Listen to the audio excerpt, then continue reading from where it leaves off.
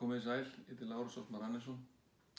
Ég býð mig fram í 3. til 5. sæti á lista VG í Norðvesturkjördæmi fyrir alþingiskosningarnar í haust.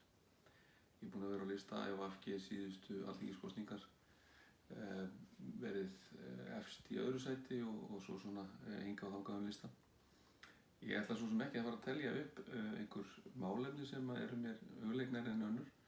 Við erum öll VG og höfum trú á þeirri stefnu sem við stöndum fyrir. Ég ætla hins vegar bara að benda á að ég tel að það sem þau störf sem ég hef unnið, bæði í sveitarstjórnarmálum og eins og ábyrgðarstörf fyrir hestamenn, nýtist í allri vinnu sem snýst um það að vera í samskiptum við fólk og finna lausnir og sækja fram veginn.